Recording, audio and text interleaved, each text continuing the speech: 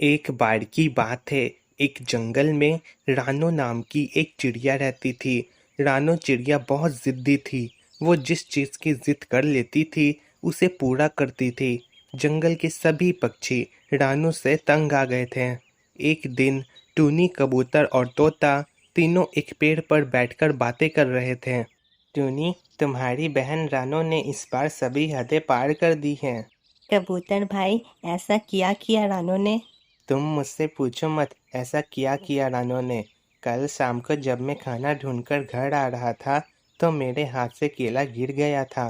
तो जब मैं केला उठाने के लिए वहां पर गया तो वहां पर रानो भी थी। रानो, ये केला मेरा है, तुम मुझे ये दे दो।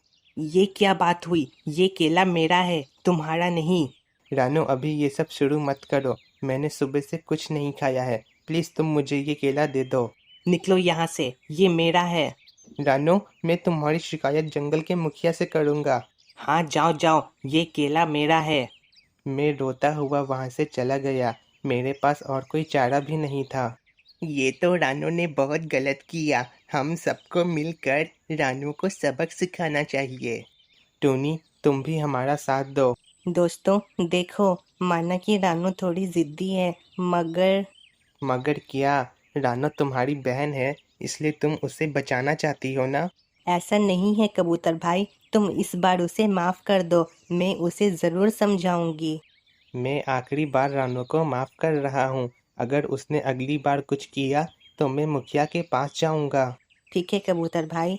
अब रात हो जाता है और सभी पक्षी अपने अपने घर आ जाते हैं। क्या बात है टुनी, तुम काफी नाराज लग रही हो। कुछ हुआ है क्या?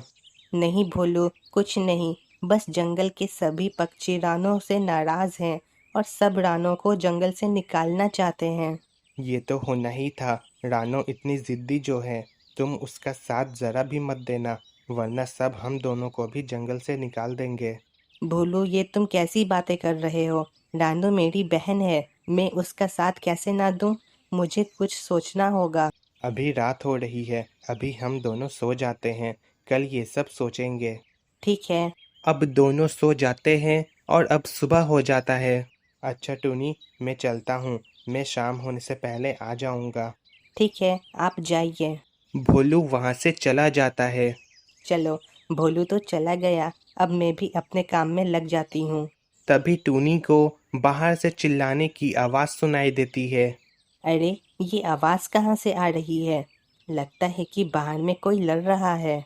टूनी बाहर आती है और देखती है कि रानो और काला कौवा दोनों लड़ रहे हैं। अरे अरे, क्या हुआ? तुम दोनों लड़ क्यों रहे हो? टूनी, अब तुम ही अपनी बहन को समझाओ। मुझे समझाओ? टूनी, तुम इस कौवे को समझाओ। पहले तुम दोनों शांत हो जाओ और बताओ कि क्या हुआ। टूनी, मैं बाजार से ये गुलाब के पेड़ लाया था और मैं इसे अपने घर के नीचे लगा रहा था और अचानक ये आ गई और बोलने लगी कि यहाँ मत लगाओ। टूनी, मुझे गुलाब पसंद नहीं है और ये जगह मेरा है। ये जगह तुम्हारा कैसे हुआ? ये जंगल तो सबका है। देखो, मैंने कह दिया, ये गुलाब यहाँ नहीं लगेगा तो नहीं लगेगा। ऐसे कैसे? मैं ये गुलाब यहीं लगाऊंगा।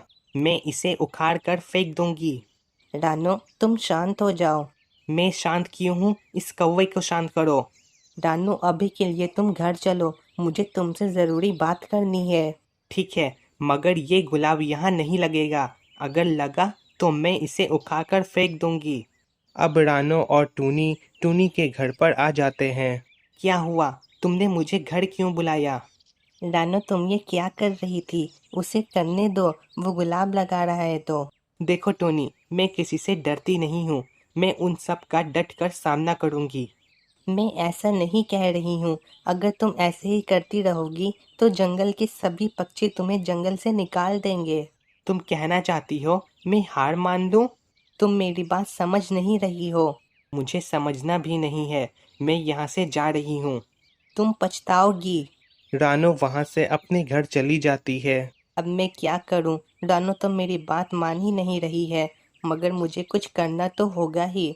मैं कबूतर से मदद मांगती हूँ, वो ज़रूर मदद करेगा। अब टूनी कबूतर के पास आती है। कबूतर भाई, मुझे आपकी मदद चाहिए। हाँ हाँ, बोलो टूनी, क्या बात है? कबूतर भाई, रानो मेरी बात मान नहीं रही है। तुम कुछ करो ना कि वो जिद छोड़ दे। ऐसा है तो मुझे कुछ सोचने दो। कबूतर सोचता है। हाँ, मेरे पास एक आइडिया है। सच में? मुझे बताओ। कबूतर टूनी को सब बताता है। ये तो बहुत अच्छा आइडिया है। तुम्हारा शुक्रिया कबूतर भाई। कोई बात नहीं, चलो काम शुरू करते हैं। अब शाम हो जाता है और रानो एक पेड़ के नीचे बैठी हुई थी। हवाएं तो बहुत अच्छी चल रही हैं, मज़ा आ रहा है। तभी वहां पर एक तरबूज घूमता हुआ आता है। अरे ये तरबूज किसका है? बहुत मीठा लगता है। अब ये तरबूज मेरा हुआ। तभी वहां पर एक गोल मटोल सा चिड़िया आता है। सुनो, ये तरबूज मेरा है, इसे वापस कर दो। तुम्हारा दिमाग खराब तो नहीं ना है? ये मेरा तरबूज है। देखो ये तुम क्या कह रही हो? ये मेरा है, इसे वापस करो। तभी वहां पर कबूतर आता है। अरे क्या बात है, तुम दोनों लड़ क्यों रहे हो? कबूतर भाई, ये मेरा तरबूज है और ये चिड़िया इसे अपना बोल रही है। ऐसा कुछ नहीं है, ये तरबूज मेरा है और ये उसे अपना बोल रहा है। क्या तुम्हारे पास कुछ सबूत है कि ये तरबूज तुम्हारा है? सबूत तो मेरे पास नहीं है, मगर ये तरबूज मेरा ही है। ये मेरा तरबूज है और मेरे पास सबूत भी है, क्योंकि ये तरबूज मेरे पास है, ना कि तुम्हारे पास। तुम झूठ बोल रही हो। मुझे भी लगता है कि ये तरबूज रानो का ही है, तुम्हारा नहीं। आप दोनों गलत बोल रहे हैं, ये मेरा है। चलो निकलो यहाँ से, अब मुझे बहुत भूख लग रही है, मैं इसे खाऊंगी। टूनी जैसे ही तरबूज तोड़ती है, उसके अंदर से बहुत सारा गंदा पानी निकलता है।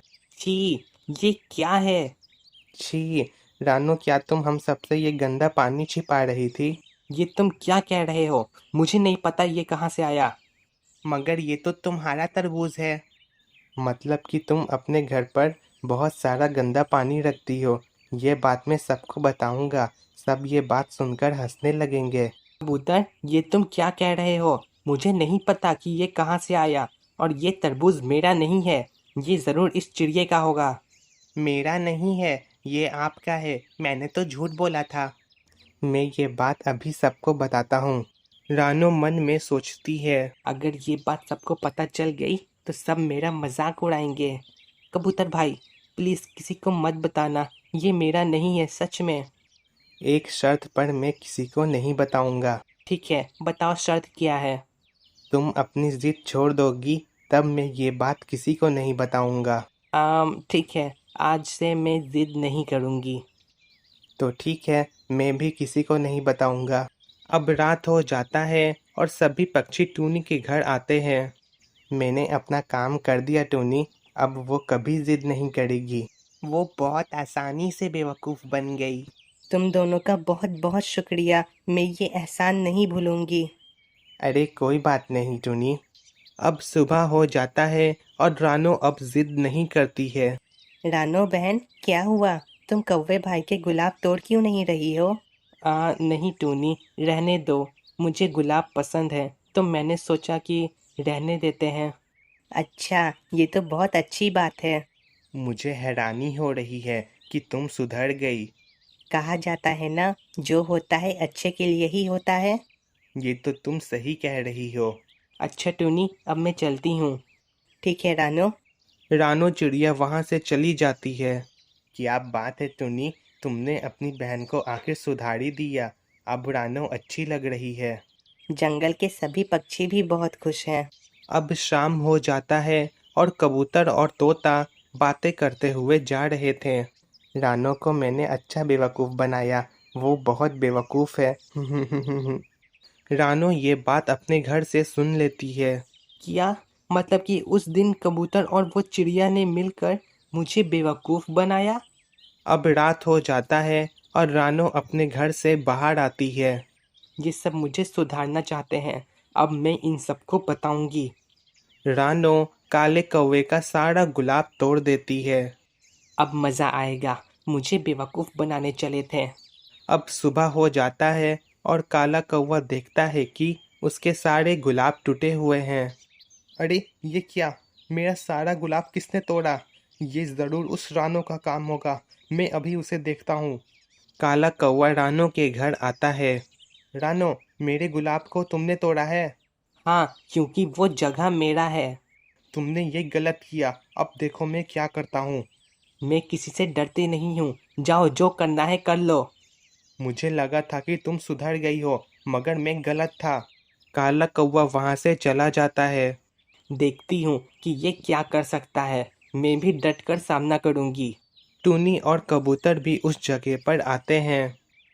मुझे लगा था कि मैंने रानो को सुधार दिया है, मगर शायद वो कभी सुधर ही नहीं सकती है।